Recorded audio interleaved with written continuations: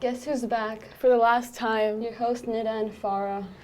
Anyway, auditions for IB Native Shorts are coming up on December 6th at 3:30 after school till 6 p.m. Honestly, these plays are so much fun to work with, and they don't even interfere with your Season 2 sports. Audition materials and sign-ups are on the channel or click here. The track and field competition at NYU Abu Dhabi is also coming up on Thursday, December 15th, and is open to all ages. Sign-ups are also on the channel or click here. And now, today's top story. Pearl and Madison with Pearl's adoption story. Hi, I'm Pearl and I am adopted. Where are you adopted from? I'm adopted from China. At what age were you adopted? I was 8 months old. Where are your parents from? So my parents, both of them are from Kansas. Where were you raised? I was raised in Kansas City, Johnson County. How did you find out that you were adopted? The funny thing about that question actually is that I get that a lot, but nowadays I like to put some humor into answering it because, well, as we all know, I'm Asian and my parents are not. So whenever I get that question, I like to kind of throw back a, I own a mirror kind of comment. So. Oh my god! Yeah. There's nothing about finding out. It's just kind of like, I just grew up knowing. So you kind of just knew? Yeah, I grew up knowing. How is it like being adopted and living in this country? That's actually a very interesting question because now, especially in this country, my family and I still get lots of stares, but when I was much younger, I would be mistaken for my mother's nanny. Oh my gosh! What are some usually asked questions about you being adopted? So I get a lot of questions. Usually the first question I get is it okay if I ask about your adoption? Or they'll say, is it okay if we talk about it? Are you okay with talking about it? And of course I am. When I was much younger, I was a bit more sensitive to it. I think that was just because I was young, didn't really understand a lot. But now I just see it as a great gift. How did you find out? Mm-hmm. How did you know you're adopted? How did you find out? And of course, I already went over that, but it's just a question that now I like to put some humor into. Where is your brother from? Is your brother your biological brother? Do you know your biological parents? And that is something that I really like to touch base on or to talk about. My brother is adopted from Guatemala, so we are both adopted, but we are not biologically related. Yeah. Do you know your real parents? And that's very interesting to me because throughout my entire life, I've never thought that the parents that I have right now, I've never seen them as my second parents. I've always seen them as my real parents. I've got my birth parents who I do not know, and I've got my parents who have raised me my entire life. My parents have taken so much time and effort into raising me, and I'm so appreciative of it. And I feel so lucky to have been given this life versus maybe what others could have gotten. Well, actually, I'm going to be getting my DNA done, but I know that cannot link me directly to my birth parents, but I think it'd be really interesting for me to be able to see my roots, where I'm from, my origins. And with Season 2 sports going on, here's Hans and Yusuf on what it takes to be a varsity player at ACS. So, Tamer, what varsity sport are you playing this year? Football. And how long have you been a varsity player? It's my second year. And what would you say are some qualities that are attributed to being a varsity player? You have to be dedicated, you have to work hard, fight for that starting position, and hopefully you'll make MISAC and win gold. Thank you for your time. Thank you. So, Yusuf, you're part of the varsity football team this year, right? Yes, I am. And how's that been going? It's been pretty good. We've been playing really well together. We've been having a lot of fun and working hard, and hopefully we do good this year. So training been hard so far? The training has been good, intense, a lot of intensity and hard work. It's hard because I'm a goalkeeper, so there's a lot of training behind that, but it's very fun and I enjoy it a lot. And what would you say are some qualities to being a varsity player? You have to be committed and always put your most effort every time, or so you could have the best performances in games. Thank you for your time. We're here with Hans, varsity basketball player. So how competitive was it to make the team this year? I'd say it was pretty competitive. We had a lot of guys that came out and went hard, but it was fun and really paid off at the end. So how hard were your first trainings? So far, we've just focused on getting our team chemistry together, just working on some drills and some offense and defense that we can use in games. It's good to know. Okay. Thank you, Hans. See you later. So we're here with Tarek from the varsity football team. So Tarek, how competitive were the trials this year? I'd say trials were fairly competitive. We were pretty happy with the results, and hopefully, we get it in MISAC. And how would you say like your team chemistry is like? So far right now, our team chemistry it's a work in progress. And would you say the training's been hard so far? Yeah, training's been a little different. It's more of fitness, using the football instead of just insane 20-minute runs. So I'd say that we're enjoying it more. And what would you say are some qualities to being a varsity player? Qualities to being a varsity player. I don't know. The hype? How about hard work, dedication? Yeah, definitely. Need all that. Well, thank you for your time. So how is it coaching your first season at ACS? It's been great so far. We've only had 2 weeks of practice probably, and 5 of our players are gone to a service trip, so we don't have our full team yet. We've had one game and won that one, so it was great. But it's been fun. I've coached varsity boys in the States for probably 25 years, and it's not a lot different. You see a lot of potential in this team? Yeah, I was happily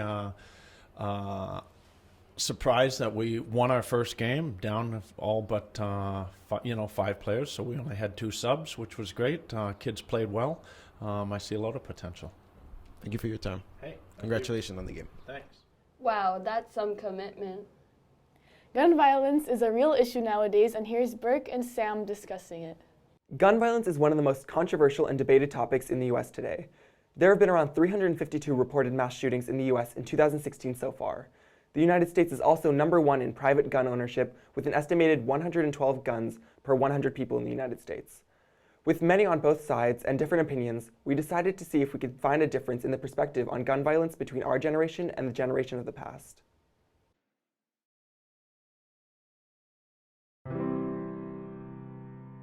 Well, as you already know, I'm not that old.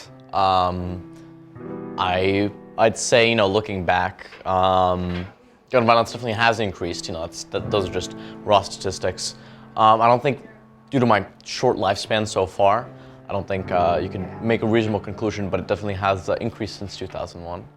And other than that, yeah, really, there's nothing in-depth to say. Well, I was a student in middle school when the Columbine tragedy in Colorado took place, and there was 2 shooters that entered the school, and I had cousins that were in that school. I had a cousin that was a senior, and I had one that was a freshman. The senior was off campus for lunch when the incident took place. The other one, he was able to escape with the aid of a teacher. But that was a tragedy that happened in my home state and really affected me personally. And it's really before that in schools there wasn't a lot of gun violence, but it really starts to change when you're enrolled in a school and there's such violence around you. You start to approach your public education and going through school a lot differently. You take into consideration things that you wouldn't have had to have considered before, and things in the United States that kids didn't used to have to think about, or they're having to think about it now. So it just changes the focus a little bit of how they go through their school day.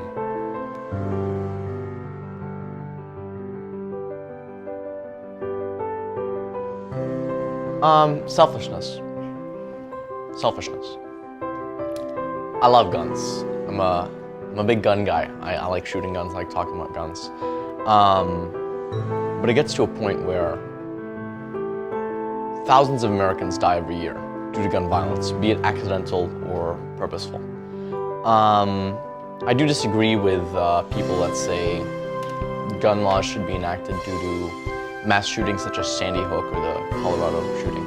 I think those are sad moments in American history, but they are don't want to say this, inevitable. Perhaps they aren't, but they're the work of a madman or madwoman.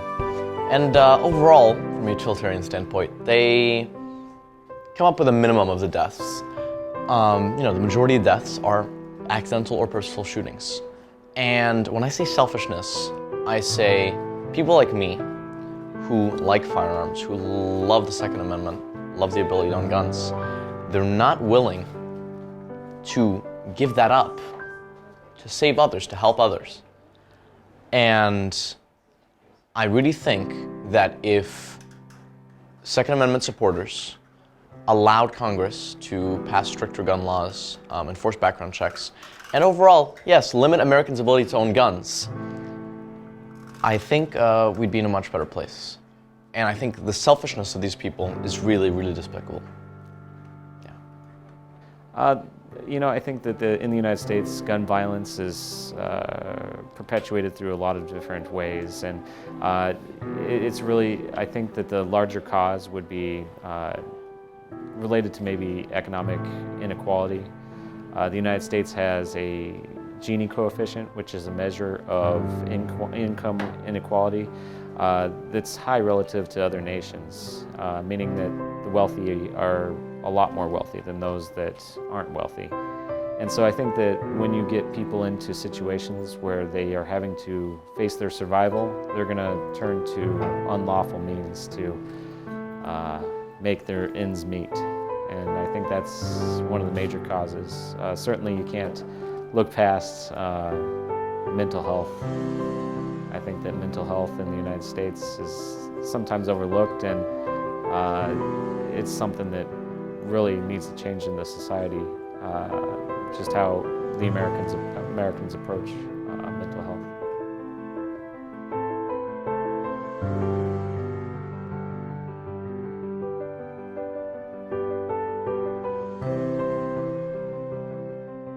That's a really important issue these days, which people should really discuss more. Moving on, the kids. The kids? Yeah, the elementary kids are back, and here they are again with Thomas, Angelino, Basil, and Baron. This kid wants to interview. Who wants to go first? Me. Okay. Okay, so we're here with, what's your name? Zaid. What do you think life was like 100 years ago? Like fun. What do you think they did on a normal basis? I think they were poor and like did not have enough money. They didn't have money? What do you think they did for jobs? Like they had to go to farms and like get food from farms. Hello? Hello? What's your name? Talon. What do you think life was like 100 years ago? Cheap stuff and people are really poor. What do you think they did for jobs?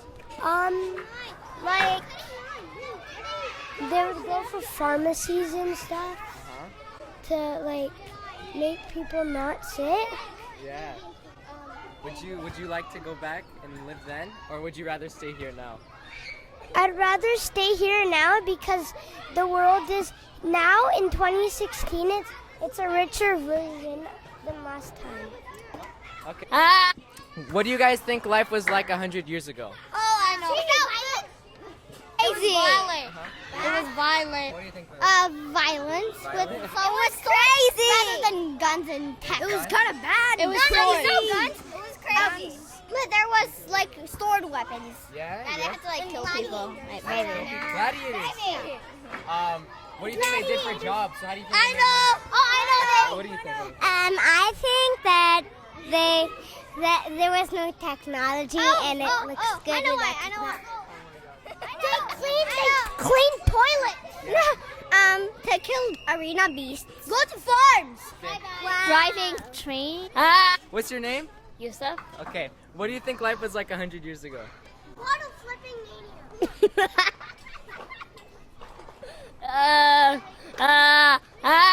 mania. Do you want to say something to your brother? Because he's going to be watching this. Oh my God. Huh? No. No? Nothing? Hello. Okay, so what do you think life was like 100 years ago?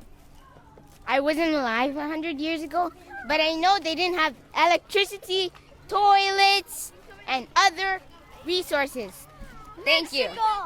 Thank you. I know Ben Franklin. What the? Well, that's it for this week's show. Wait, But this is sadly our last show. oh, so for the last time, bye friends. We are out.